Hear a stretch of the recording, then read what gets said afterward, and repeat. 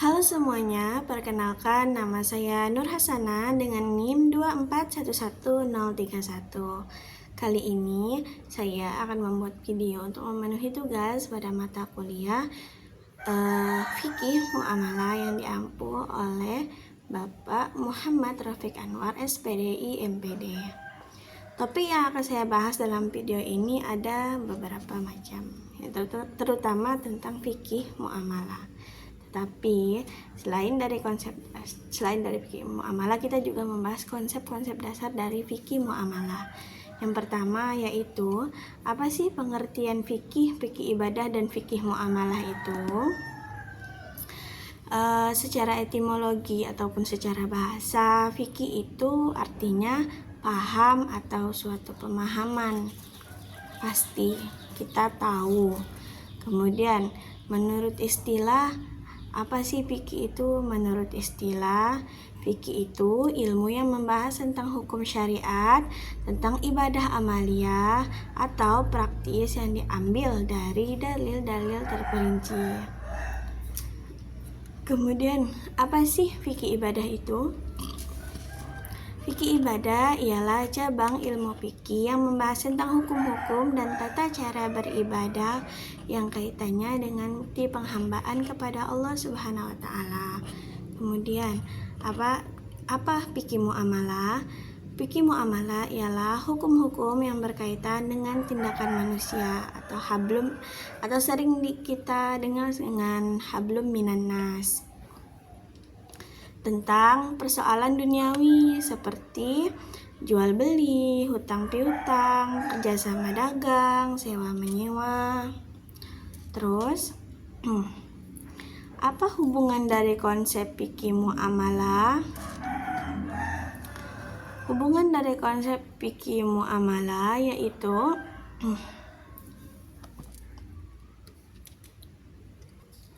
jadi dapat dijelaskan bahwasanya hubungan secara sistematis, hubungan ketiga dari fikih ibadah, fikih muamalah itu dapat dijelaskan sebagai berikut. Hubungan ketiganya bersifat komplementer atau saling melengkapi. Fikih ibadah itu mengatur dimensi vertikal. Kalau fikih ibadah ini membahas hubungan kita dengan Allah. Kalau sedangkan fikih muamalah itu menjelaskan hukum tentang manusia dengan manusia. Terus, seorang muslim juga tidak dapat memisahkan keduanya karena ketaatan dalam ibadah itu harus tercermin dalam kejujuran saat bermuamalah. Jual beli, sewa menyewa, utang piutang itu harus jujur pokoknya harus sesuai dengan syariat Islam supaya kita dapat mencapai kebahagiaan dunia dan akhirat. Selanjutnya yaitu objek kajian dan ruang lingkup pembagian fikih muamalah. Ruang lingkup serta objek kajian fikih muamalah menurut pendapat Al-Fikri menyatakan bahwa muamalah itu dibagi menjadi dua bagian. Yang pertama, muamalah al-madiyah. Muamalah al-madiyah itu mengkaji objek sebuah benda. Benda yang dimuamalahkan itu harus halal, kita harus tahu kepastian.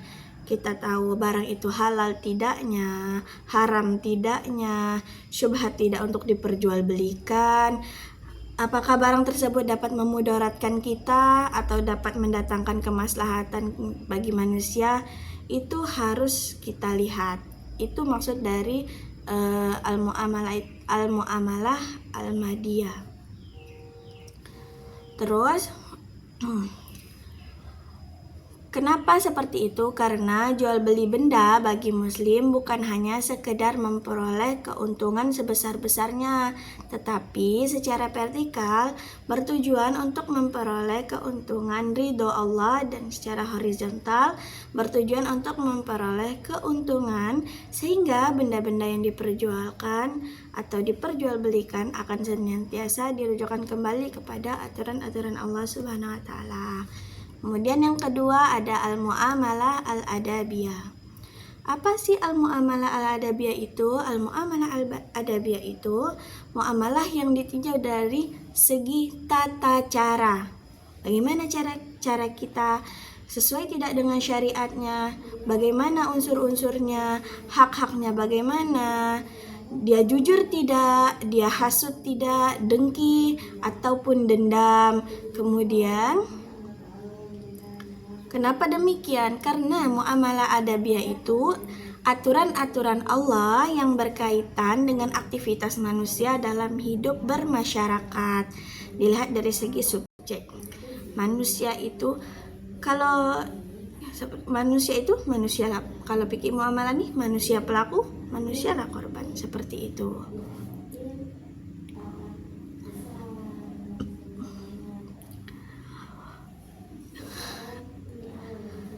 Maksud dari muamalah adabiyah itu sendiri ialah kerelaan, rela tidak dari pihak pembeli ataupun penjual itu kepada barangnya melalui akad dan ijab kabul.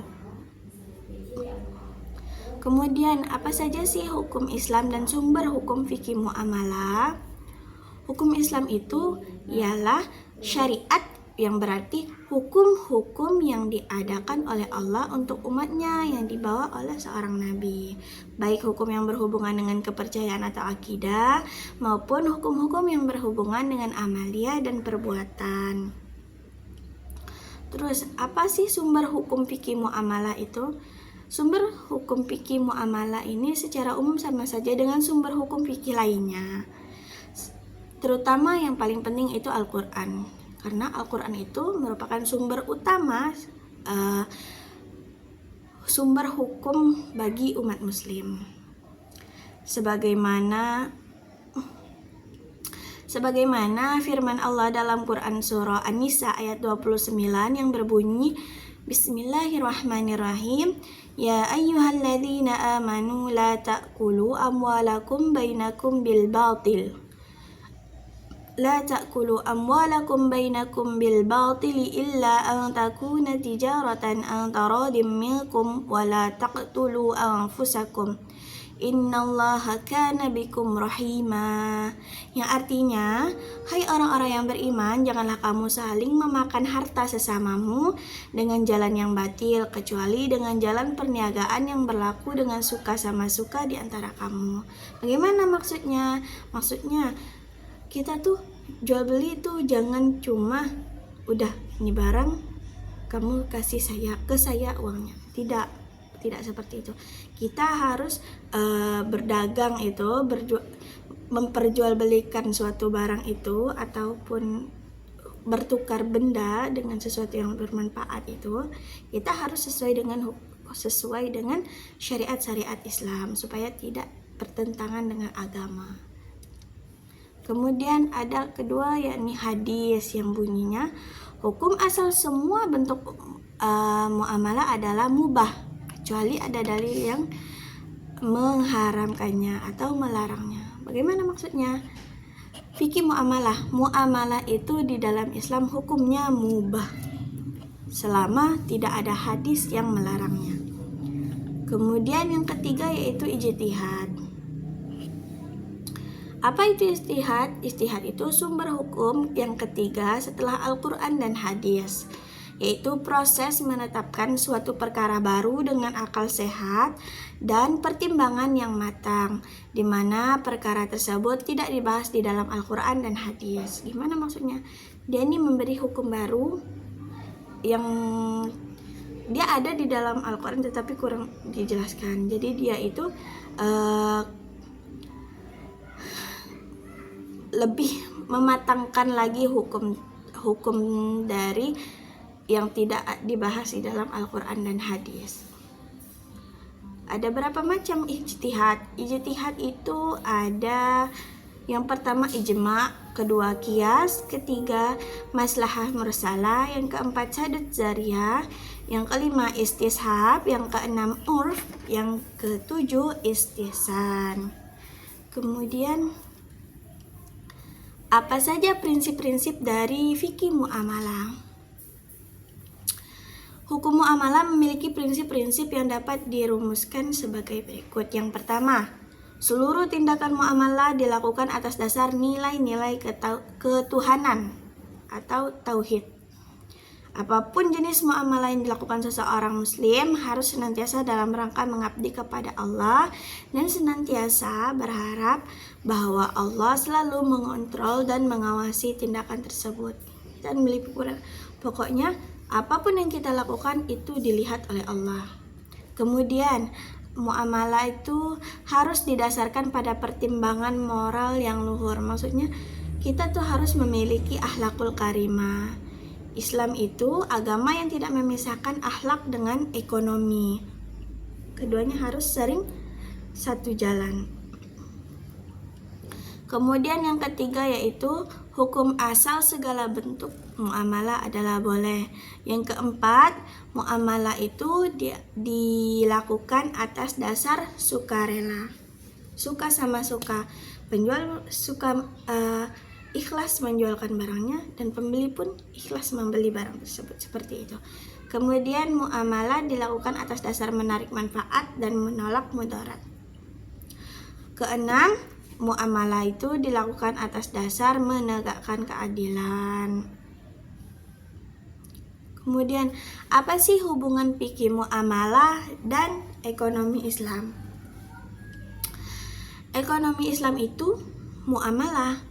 Hukum-hukum fikih itu sejak awal sudah punya seperangkat aturan tentang bagaimana permasalahan-permasalahan muamalah dilaksanakan. Muamalah ini menyangkut soal jual beli, pinjaman, sewa menyewa, perdagangan, usaha, seperti yang sudah saya jelaskan di awal tadi. Gagasan tentang ekonomi Islam mulai ramai diperbincangkan di kalangan intelektual muslim pada dekade 70-an. Karena ada salah satu pemicu, yakni pandangan bahwa kapitalisme itu adalah sistem yang gagal.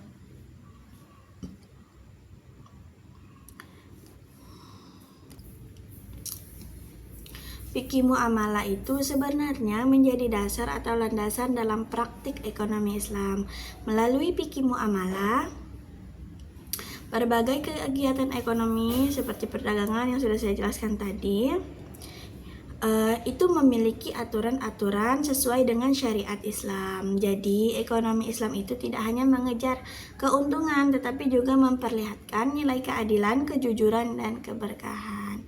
Jadi kesimpulan seluruh yang saya bahas hari ini, bahwasanya fikih muamalah itu ialah bagian dari fikih yang mengatur hubungan manusia dalam kehidupan sosial dan ekonomi agar sesuai dengan prinsip-prinsip syariat Islam. Mungkin sekian penyampaian materi dari saya. Apabila terdapat kesalahan kata, saya minta maaf. Kepada Allah saya mohon ampun. Jika terdapat kekurangan, maafkanlah. Saya akhiri. Wabillahi taufiq wal hidayah. Wassalamualaikum warahmatullahi wabarakatuh.